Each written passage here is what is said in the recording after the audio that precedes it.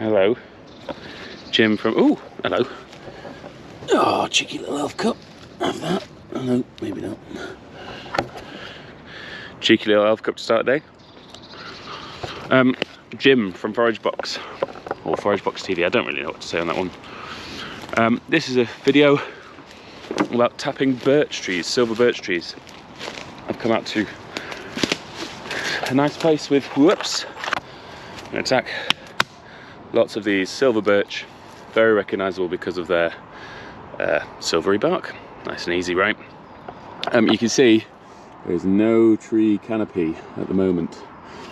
Nothing's quite coming out, although these have just started to bud. So we'll go and have a look at sap on a slightly different tree. This isn't the tree we're going to tap. So come with me.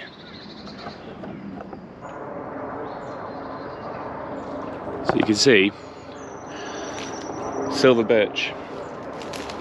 Silver birch is a very easy tree to go and find. Oh great, there's a helicopter going over. There we are. It's good for the audio, isn't it? I told you I'm not exactly in the countryside here, South Manchester. I've come to what we might call a scruffy patch. Yeah, it's a loud helicopter. But silver birch is very easily found all over the place. It's a pioneering species, which means that as areas are flattened, or if there's an area of ground that is already flat with no trees there, if you let it grow and, you know, rewild or whatever you want to call it, birch will be one of the species that pops up first, along with things like willow and alder and other bits like that. Its job is to grow very quickly, fall over very quickly, rot away very quickly, and fertilise the soil for other trees, oak trees, yew trees, beech trees, other sort of more well-established trees.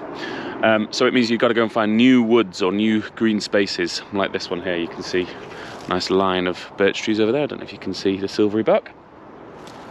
And at this time of year, we're at the start of March. I think it's the 12th of March, something like that.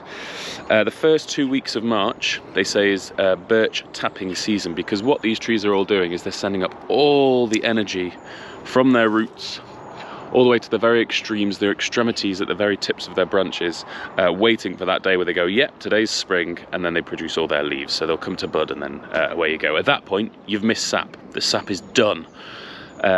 So you're really looking for it now. Now, apparently it flows up through the tree.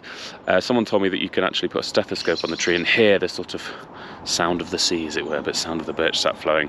I've never done it, but that's quite a cool thing to maybe try and do.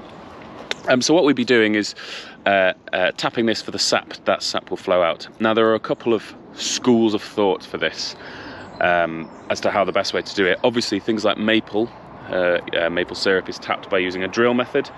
I think that's quite destructive, or needlessly destructive. It's apparently not terrible for the tree, but in my eyes, taking a drill into the woods doesn't feel right.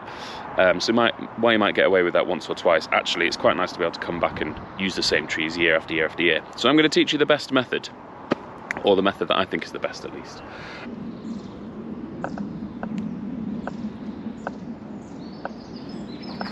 So the first thing to do is to identify the best tree for doing this. Now, you'll see these ones are nice and old. They're at least the size of they say that it should be as wide, the diameter should be the same as your thigh. Obviously people vary in sizes, but I would say look for a big old tree, but not too old. You don't want one that's dying. If it's on its way out, then it's just not going to produce as much sap. Similarly, if I just leg it over here, can you see there are tiny little ones here? These are probably, they deliver on sap, but they're too young really for us to bother with now. So we're going to go for some slightly healthier looking trees, and probably something more like this. You see it's got great, potential for foliage at the top. If you come down, it's got healthy looking bark. So we're going to go and have a little investigate of that tree over there. Yes, so you see, this tree is definitely the one for us. Nice healthy looking bark, lots of potential growth on top. And the branches, crucially at this stage, the ones low down, you can see are about the same thickness as my thumb. And if we work all the way back, you can see there's some real fatties over here. So this is what we need, because once you've identified that you've got the good tree, and this is a good tree, you then need to look for low down branches. Now, some birch trees, like these ones over here, have either huge, great big branches at the bottom and not much else, or they have no branches at all. With the tapping method, with the drill method, that doesn't really matter. You can just drill away and away you go. But I'm going to teach you the better way here. So we're looking for a branch low down that has lots of actual growth on. You can see the catkins and the buds hanging out at the end here. Well, the catkins are at the tip there. And this is a perfect branch. I'm actually going to take it at that point, maybe slightly further down because of the receptacle I'm doing. So I'm going to set my camera up and then we'll get to work. A little bit tricky to set the camera up, so we've changed angle slightly. But this is still the branch I was talking about before. So in my bag, I have two things. One, I have an old milk bottle. This has already been used to collect some birch this year. So it's nice and clean. Obviously, you don't really want things to smell like milk. Or certainly not in this instance. I'm just going to pop that down there. And then I also have some secateurs. These are ratchet secateurs, which means you can cut through slightly bigger stuff. And this is what I'm going to go for. So I'm going to just test that this branch is okay by going through this bit here, maybe that bit there. And you'll notice, I don't know if you can see, I'm cutting at an angle. The angle means that the sap will bead. Can you see? It's already starting to drip. I don't know if you can see that, but it's a flowing. It is a flowing. So let me just rescue the camera to show you. So I've cut it at this angle. Can you see it's an angle so it faces towards the sky, sort of 90 degree, well, 45 degree angle, sorry. And can you see it's already dripping? That is almost pornographic, isn't it? But that is sap. Literally flowing out the end exactly as I needed it to. Now I'm going to set my camera up again just so you can see what's happening. And I'm going to take a slightly bigger cut further up just so we can get our absolute maximum harvest for this. Okay, right guys, so this is the test branch that we did, producing lovely sap. But it's this bit that I'm going to go for up here. Let me just see if I can get that angle right. There we go. So that is now exactly what I want, really flowing out. Just going to rescue my secateurs, I want. So you take your milk bottle. It's quite simple. It's not very pretty, but shoved over the end, that is exactly it. Now, it's also quite windy over here, so I'm just going to tie it off as well. I've got a little bit of string, and the great thing about milk bottles, in this instance, is they have a little handle. So you can tie it on using that handle, and that's all I'm going to do. There we go. Now, rescuing the camera again. You'll see the setup we've got. So we've got the thick branch just about fit into there. We want a snug fit so that insects and whatnot doesn't creep in there. We don't really want that in there. I don't know if you can make out, but inside it's already starting to drip and gather. A little pool of water just, well, not water, sorry, little pool of sap already in there. They say off a healthy tree you'll get about between a pint and a litre, so 1 pint and 2 pints I guess, in 24 hours. So what we're going to do is we're going to leave this overnight. I've got some other filming I'm going to go and do. This will be a different video.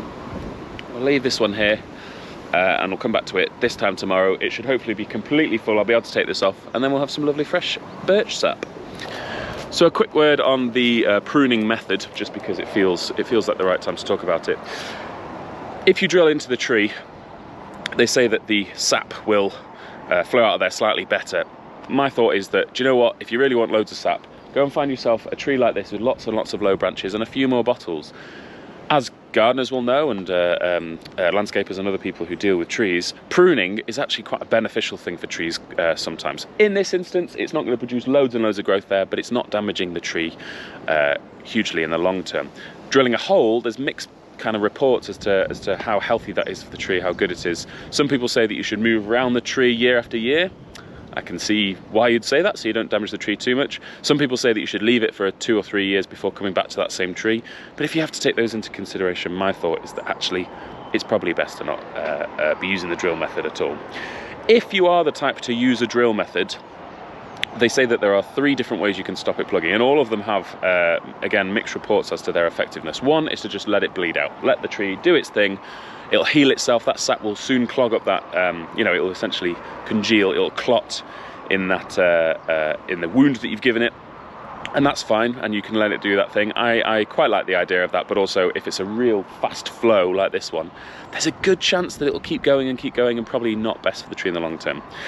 The other thought is, and this is the, I think it's Raymer's that does this one, is plugging it with birch. So you get a bit of birch out there, and then you make a little a dowel basically, and you plug it.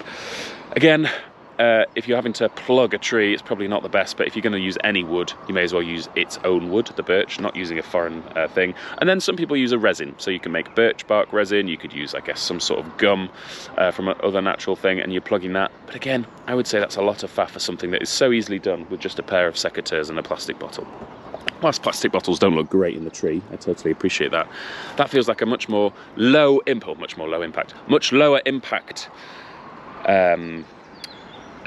method, long-term method for the tree to make sure that it can recover properly. This tree here, this will keep dripping quite happily for the next day.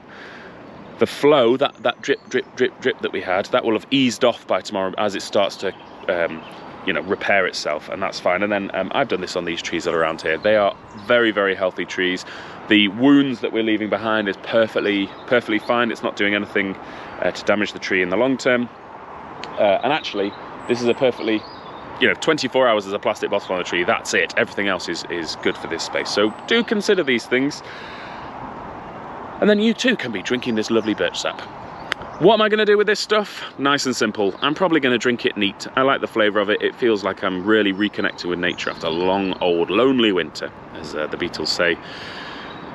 My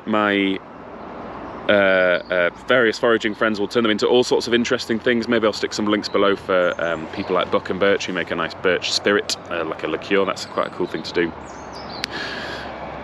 You can reduce it down to a birch sap, maybe if we get enough of this. I've already got some in the fridge at home, but if we've got some enough of this, I'll show you how to do that in another video. But basically you just boil it down. It's about 99% reduction that you've got to do because it's about 1% sugar. So you've got to get some boiling on, which I would say if you've got a stove and an endless supply of gas, then maybe go for that. Otherwise, it's generally to drink straight off the tree. I might make a wine out of it this year. I made one 2 years ago and that was quite nice. But it only tastes as good as the sugar that you're using in there, so maybe not the best thing. Anyway, there you go. A nice little short video, I think, or shorter than the usual ones. Just have a look at the glory, the wonder of silver birch sap.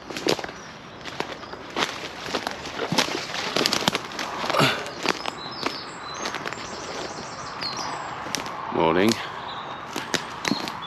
It's about 7:30 in the morning, and I'm on my way to running a session today, running a workshop, but we're going to collect our birch sap. This is live. I've not been in here at all, so we're going to discover this together. And here it is. Wow. Oh my lord. Well, I thought it had dripped over and done that, but that is full. Oh man, there we go. That's how much you can get. What's that? It's a litre of milk usually. You can see it's dripping out here. There we go. So a full litre just with not even 24 hours, 20 hours. This shows you how much you can get from a tree just from the pruning method. And this tree will recover very easily. It will heal its own wounds. And this lovely sap is going to go and feed, well, sate workshop attendees from today. I'm just going to set my camera up here. There, that's a better angle, isn't it? Okay, so in my bag, I've got the lid. But first of all, I'm just going to carefully undo this knot.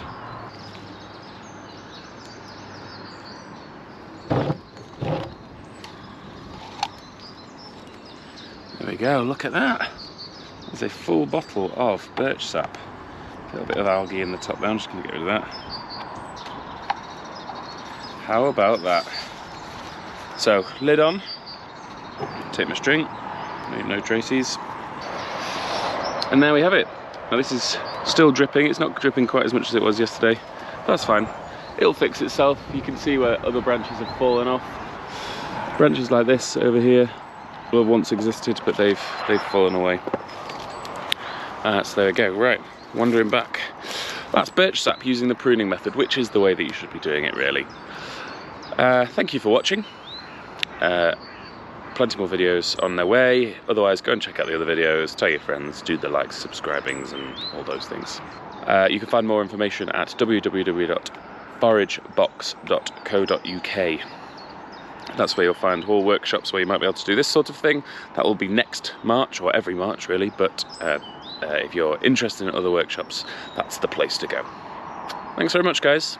See ya.